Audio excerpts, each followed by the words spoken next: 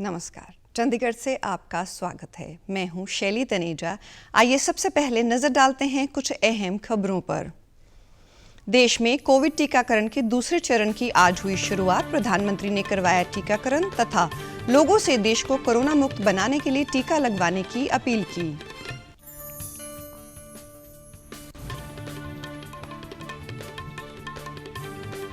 देश में कोविड से स्वस्थ होने वालों की दर हुई 97.7%।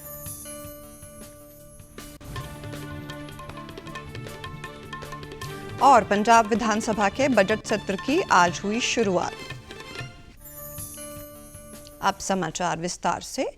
देश भर में कोविड टीकाकरण के दूसरे चरण की आज शुरुआत हो गई है। दूसरे आज से वरिष्ठ नागरिकों तथा 45 वर्ष से ऊपर के बीमार लोगों को वैक्सीन लगवाने का कार्य शुरू हो गया है। प्रधानमंत्री नरेंद्र मोदी ने आज नई दिल्ली में एम्स में कोविड-19 टीके की पहली खुराक ली। प्रधानमंत्री ने ट्वीट में ये जानकारी देते हुए कहा कि जिस प्रकार हमारे डॉक्टर्स तथा वैज्ञानिकों ने बहुत कम समय में कोविड-19 के खिलाफ वैश्विक लड़ाई को मजबूत किया है, ये उल्लेखनीय है। उन्होंने लोगों से अपील की कि जो भी वैक्सीन लेने के पात्र हैं वो सभी टीका लगवाएं तथा हम सब मिलकर भारत को कोविड मुक्त बनाएं। पुडुचेरी की नर्स सिस्टर पी निवेदा ने प्रधानमंत्री को कोवैक्सीन का टीका लगाया।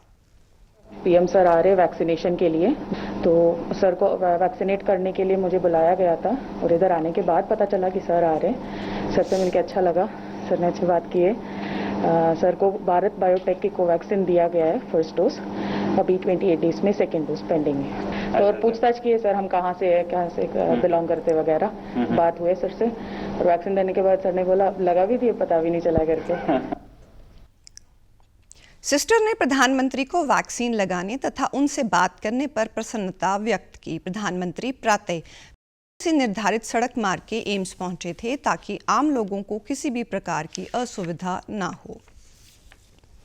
कोविड टीकाकरण के दूसरे चरण के लिए आज प्रातः 9 बजे से वेबसाइट www.cowin.gov.in पर पंजीकरण शुरू हो गया है। सभी संबंधित नागरिक कोविन 2.0 पोर्टल पर या आरोग्य सेतु ऐप का इस्तेमाल करके टीकाकरण के लिए पंजीकरण करवाकर टीका लगवाने के लिए समय ले सकते हैं। सरकार द्वारा सरकारी अस्पतालों में ये वैक्सीन मुफ्त लगाई जा रही है, जबकि निजी अस्पतालों में बनाए टीकाकरण केंद्रों पर वैक्सीन का खर्च लोगों को वहन करना होगा। स्वास्थ्य मंत्रालय ने सभी निजी स्वास्थ्य केंद्रों से कोविड-19 से संबंधित सावधानियों का पालन करने तथा निजी अस्पतालों में बनाए टीकाकरण केंद्रों को मंत्रालय द्वारा जारी दिशा निर्देशों का पालन करने की हिदायत दी है। 45 से 59 वर्ष की आयु वर्ग के 20 चिन्हित रोगों से ग्रस्त लोगों के सत्यापन की सरल प्रक्रिया के बारे में भी राज्यों को अवगत कराया जा चुका है, जिसके अंतर्गत एक पन्ने का प्रमाण पत्र संबंधित पंजीकृत चिकित्सा अधिकारी सत्यापित होना चाहिए। चंडीगढ़ में भी कोविड टीकाकरण के दूसरे चरण की शुरुआत हो गई है। 60 वर्ष से अधिक आयु वाले तथा विभिन्न बीमारियों से ग्रस्त 45 वर्ष से ऊपर के आयु वाले लोगों का टीकाकरण किया जा रहा है। टीकाकरण के समय ये लोग खुश दिखाई दिए।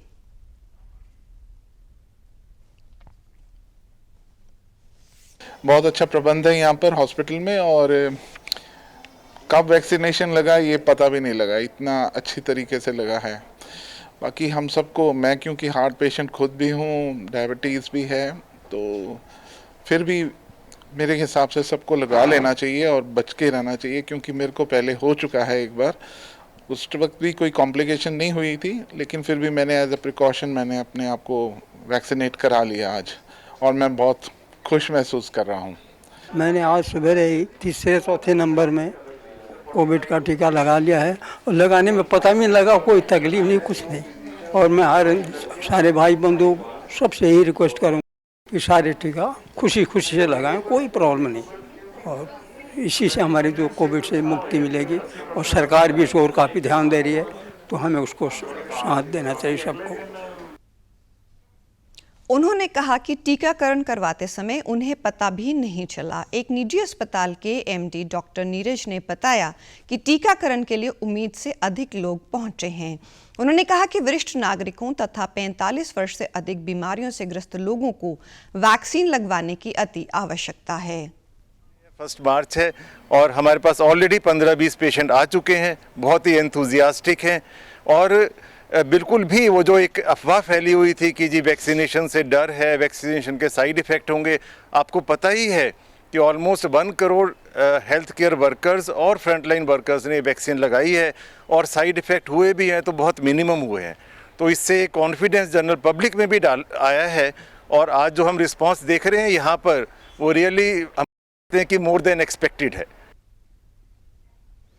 उन्होंने प्रधानमंत्री नरेंद्र मोदी द्वारा करवाए गए टीकाकरण को देश के अन्य लोगों के लिए प्रेरणादायक बताया है। देश में कोविड से स्वस्थ होने वालों की दर 97.7% हो गई है। पिछले 24 घंटों के दौरान 11,000 से अधिक कोरोना संक्रमित स्वस्थ हुए। देश में अब तक 1 करोड़ 7 लाख से अधिक लोग इस बीमारी से स्वस्थ हो चुके हैं। स्वास्थ्य मंत्रालय ने बताया कि सक्रिय मामलों की संख्या कुल मामलों का केवल 1.52% है। इस समय देश में लगभग 1,68,000 सक्रिय मामले हैं। उधर चंडीगढ़ में पिछले 24 घंटों के दौरान कोरोना संक्रमण के 51 मामले सामने आए हैं। स्वास्थ्य विभाग की ओर से कोरोना जांच के लिए 1,094 टेस्ट किए गए, जिनमें 51 मामलों में कोरोना होने की पुष्टि के बाद शहर में कोरोना के एक्टिव मामलों की संख्या 381 हो गई। चंडीगढ़ में कल एक 60 वर्षीय कोरोना संक्रमित की मृत्यु के बाद शहर में इस बीमारी से मरने वालों की संख्या 352 हो गई तथा कुल 21,037 कोरोना संक्रमित स्वस्थ हो चुके हैं। पंजाब विधानसभा का बजट सत्र आज से शुरू हो गया है। मुख्यमंत्री कैप्टन अमरिंदर सिंह ने राज्यपाल का विधानसभा परिसर में स्वागत किया। राज्यपाल वीपी सिंह बदनौर के अभिभाषण के साथ बजट सत्र की शुरुआत हुई, पर राज्यपाल के अभिभाषण के दौरान विपक्ष की ओर से नारेबाजी की गई। विपक्ष के विरोध के बीच राज्यपाल ने अपना अभिभाषण पूरा किया। पिछले सत्र के उठ जाने के बाद अब तक बिछड़ी प्रमुख शख्सियतों को श्रद्धांजलि अर्पित की गई। अभिभाषण में राज्यपाल ने कोरोना काल के दौरान राज्य सरकार द्वारा किए गए कार्यों की सराहना की तथा राज्य सरकार द्वारा इस महामारी के दौरान उठाए गए कदमों की गई सुविधाओं इत्यादि का जिक्र किया। उधर शिरोमणि अकाली दल की ओर से राज्य सरकार की नीतियों के खिलाफ विरोध प्रकट करने के लिए चंडीगढ़ में रैली की गई। रैली के दौरान शिरोमणि अकाली दल के अध्यक्ष सुखबीर सिंह बादल ने राज्य सरकार की नीतियों की आलोचना की। आम आदमी पार्टी ने सरकार के खिलाफ साइकिल मार्च किया तथा कांग्रेस पार्टी की ओर से महंगाई के मुद्दे पर राजभवन की ओर प्रदर्शन किया गया। 10 मार्च तक चलने वाले सत्र के दौरान 5 मार्च को बजट पेश किया जाएगा। बजट सत्र की कार्रवाई कल सुबह 10 बजे तक स्थगित कर दी गई है। केंद्रीय जल शक्ति राज्य मंत्री रतनलाल कटारिया ने आज पंचकूला में प्रेस कॉन्फ्रेंस की। उन्होंने प्रधानमंत्री नरेंद्र मोदी द्वारा टीकाकरण करवाने का जिक्र करते हुए कहा कि प्रधानमंत्री ने जिस तरह आज खुद एम्स जाकर कोरोना वैक्सीन का टीका लगवाया है, उसी तरह देश के इस टीकाकरण चरण के अंतर्गत आने वाले लोग अपना टीकाकरण जरूर करवाएं तथा देश को कोरोना मुक्त बनाया जा सके।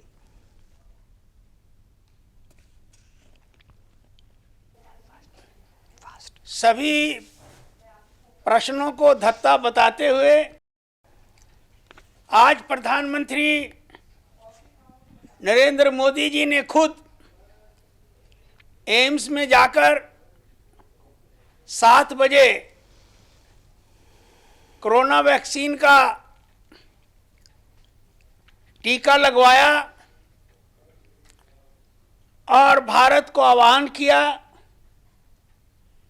कि हम देश को वैक्सीन युक्त एवं कोरोना मुक्त बनाएंगे। केंद्रीय मंत्री ने प्रधानमंत्री द्वारा मन की बात का जिक्र करते हुए कहा कि जैसे प्रधानमंत्री ने पानी संरक्षण करने के लिए कहा है, हमें उसे प्राथमिकता के तौर पर लेने की आवश्यकता है। प्रेस वार्ता के दौरान उन्होंने कुछ और मुद्दों पर भी अपने विचार रखे। कोरोना वायरस का खतरा भी टला नहीं है, इसीलिए सभी से निवेदन है कि बाहर जाने के समय मास्क जरूर पहनें, सामाजिक दूरी बनाए रखें, बार बार अपने हाथ साबुन से धोएं और सैनिटाइजर का इस्तेमाल करें। वैश्विक महामारी कोविड-19, जिसका कहर संपूर्ण मानव जाति को अपनी आगोश में ले चुका है। टीका या दवाई उपलब्ध होने तक महामारी के खिलाफ मानवता की जंग जारी है। ऐसे में सबसे जरूरी है सावधानी और बचाव। फेस मास्क कोरोना से रोकथाम का सबसे प्रभावी उपाय साबित हुआ है।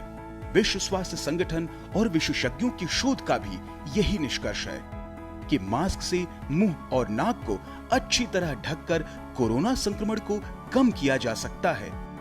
कोरोना संक्रमण से बचाव के लिए मास्क पहनने के साथ जरूरी है मास्क को सही तरीके से पहनना। बहुत से लोग मास्क से नाक और मुंह को सही तरीके से नहीं ढकते हैं, जिससे संक्रमण का खतरा बना रहता है। बिना मास्क या फेस कवर के घर से बाहर निकलने की अभी कल्पना करना भी सही नहीं है। जुड़िए डीडी न्यूज की खास मुहिम मास्क अप इंडिया के साथ। मास्क पहने और अपने मुंह और नाक को अच्छी तरह ढकें। अपने परिवार के सदस्यों और दोस्तों को मास्क पहनने के लिए कहें। Mask up India. Mask up India. DD news के माध्यम से सबको बताना है, कोरोना को हराना है, मास्क जरूर लगाना है। Mask up India. Mask up India. Mask up India.